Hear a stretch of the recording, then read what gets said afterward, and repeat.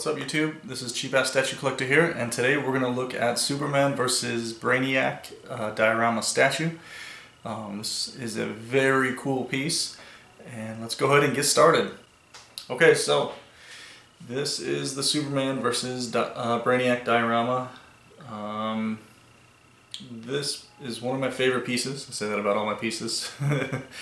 But let's go ahead and take a look and see look at the bottoms. So this is number 239 out of 750.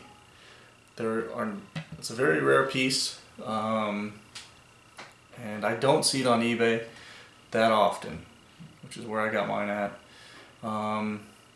Basically, the statue comes like this, but Superman does come off the base. He's got like a little peg in his foot that connects into the gravel right here. That's what holds him up. And let's go ahead and start the grading. The pose gets an A. I would give it an A+, so let's start with the negatives, but it doesn't get an A+ because I don't like the Brainiac.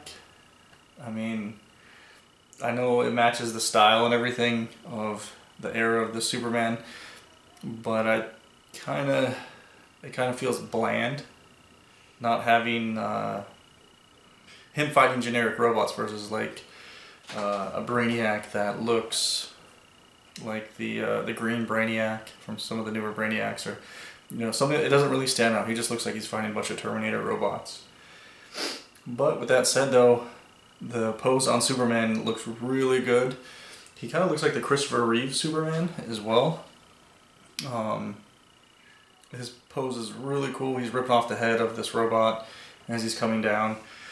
It gets an A.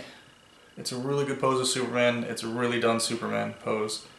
And the cape is flowing in all the right directions and everything. It's a really cool action pose for him. So let's go ahead and start with the paint. Now, I might have given the Batman vs. Killer Croc too good of a grade just because it's one of my favorite statues.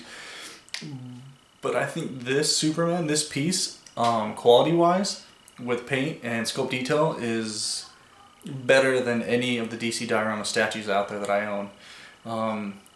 It is perfect. Like, everything is perfect on this statue with the paint. And let's go ahead and kick it with the sculpt detail because we'll talk about that at the same time. The sculpt detail gets an A+ as well.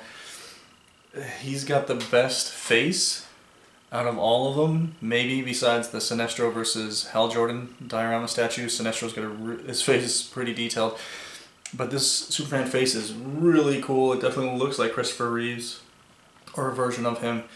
And everything looks just perfect when it comes to the paint and the detail. Like, it's not sloppy. There's no lines when you look up close where it's missing something or they went over something.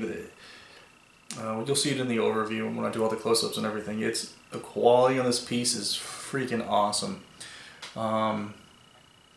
The price gets a B because it is going to be hard to find, and you might be lucky if you get it for under $200.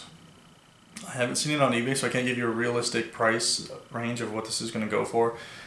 I got it for around $200. I can't remember because I got it a while ago, but I don't know if I paid more or less for it. It's probably when you're collecting too much stuff.